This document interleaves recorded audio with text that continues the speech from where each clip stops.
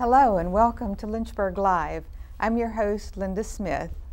In March, I featured Gleaning for the World on Lynchburg Live and their tremendous relief efforts in Haiti following the devastating earthquake there in February. Since then, Gleaning has offered support both domestically and internationally during disasters and times of extreme need.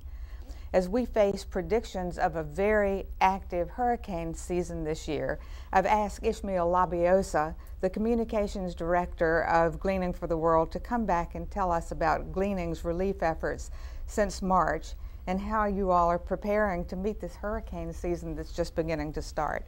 Ishmael, I'm so glad to have you back as a guest on Lynchburg Live. Thanks for having me back.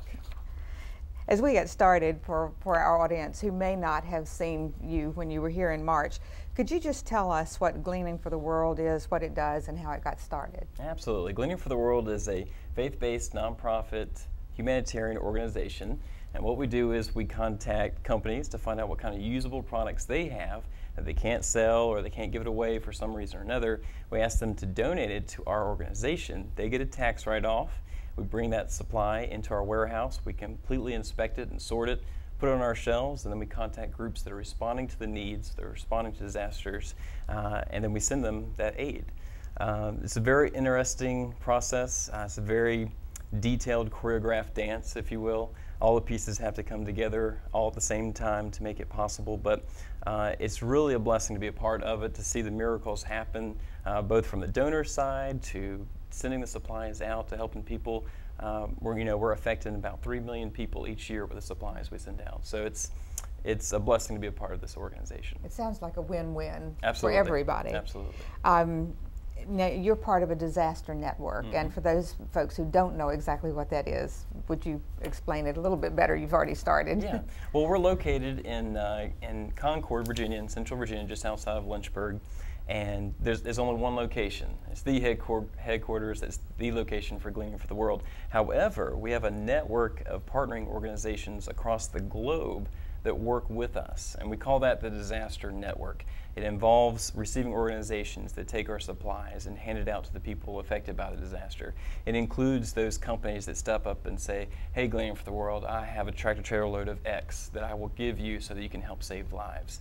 It includes financial contributors who each month or in each time of need, they work with us. They provide the funding that we need to get these supplies moving, get them on the truck, get them to the people in need.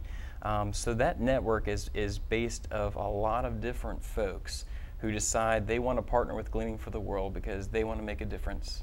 And we couldn't do it without them, really. We couldn't do as much as we do without them.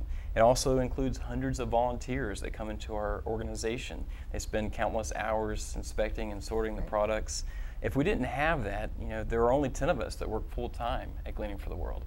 And without that army of volunteers to help us go through those products, there's no way we could do what we do. So that's the Disaster Network in a nutshell.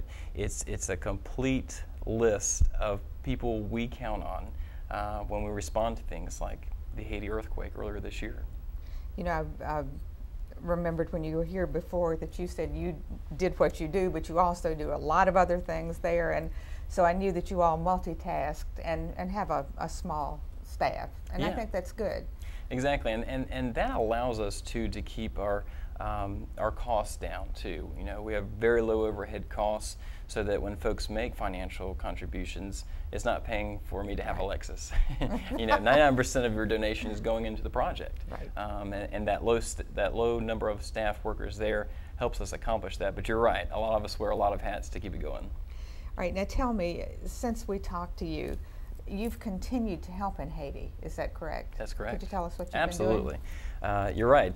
January 12th, 2010 really changed our lives at Gleaning for the World, changed the ministry as a whole, because normally when we go to collect at locations across Central Virginia asking for supplies and donations, we're crossing our fingers to fill up a 24-foot truck.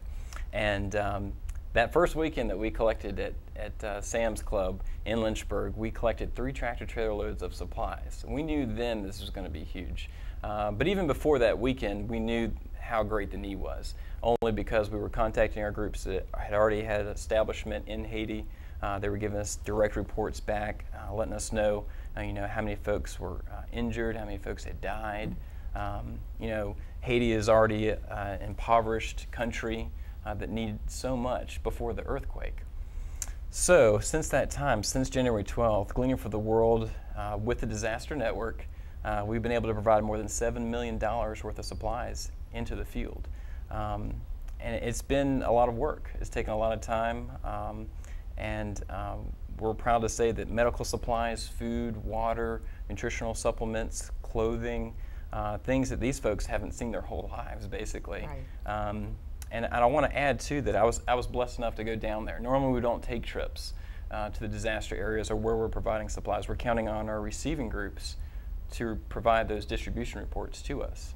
But we had the opportunity. My Vice President, Gene Smiley Mason, and I made the trip, went down in April, and we got to see firsthand the need.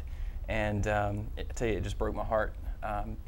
Just looking at the need before the earthquake, and then seeing these families, you know, with 3 or 4 children living in a tent now, where when it rains, it's rainy season now, it's going to flood and mud gets everywhere, knee high, and just the lack of supplies that they have. We're so blessed in America.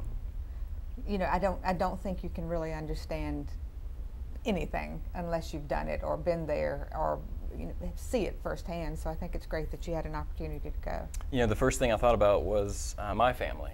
I knew back home in the States they had a roof over their head, they had a refrigerator with food in it. These folks, they don't have that. That's not an opportunity for them. So it just broke my heart, and it was a good reminder of why I'm at Gleaning for the World, because I know I'm helping these kinds of families out. All right, now tell me, what is the Mothers to Mothers project that you've had for Haiti? Yeah, when we had visited Haiti, my Vice President and I, we got to meet families firsthand, going in these tent cities to determine, you know, how were you affected? Have you seen supplies? And do you have enough? And we came across mothers, some with their husbands and their families, some without husbands, and single mothers trying to raise children on their own. Some of these mothers giving birth in the tent cities without medical attention. And we started asking these mothers, you know, what do you need? What do you lack? And basically the answer was, we have nothing. And so when we came back, we decided we would start the Mothers to Mothers for Haiti. And I was collecting things like simple things, sippy cup, diapers, wipes, anything that a new baby would need. And things we take for granted. We take for granted, absolutely. So that project kicked off. We had a number of groups partner with us. We had Thomas Road Baptist Church collecting, Do Good Funeral Service in Lynchburg, and a number of other folks that decided to help out. So we continue to load trucks as those supplies come in. We welcome folks to continue doing that if they'd like. One of the most recent shipments we sent was a load of box fans that you put in the floor. Mm-hmm. Those are used for classrooms and orphanages for children to keep them cool. And we also put those Mothers to Mothers for Haiti supplies on there to help those new mothers out and mothers who had just recently given birth. That's great. Right on the heels of Haiti came along the tornadoes here in this country that devastated Mississippi and Alabama in April, I think it was. And what were you able to accomplish there? I know that you did offer relief there. That's right. I don't know if you heard in the news, but it was something like 40 tornadoes that touched down in a 24-hour period. And we were just blown away. It was just disaster after disaster after disaster. So immediately we got on the phones, we determined the needs there. We sent 2-3 tractor trailer loads of bottled water that we had. So it holds each truck had about 32,000 bottles of water. We were able to send those 3 truckloads down to the disaster areas to help those folks, just a small thing to help them out, to have clean water, clean access to them. And that's something we're continuing to look at. A lot of groups had stepped up to the plate during that time too and provided them the immediate support they needed. So we knew water was extremely important to them, as you know, they didn't have access to it. Mm-hmm. And then along came Tennessee. And then came Tennessee. With the flooding, and they're still having problems there as far as, you know, from what I've heard. You're exactly right. What did you have to do there? I know that I think it's so great that you're able to do stuff internationally. Yeah, it works out great.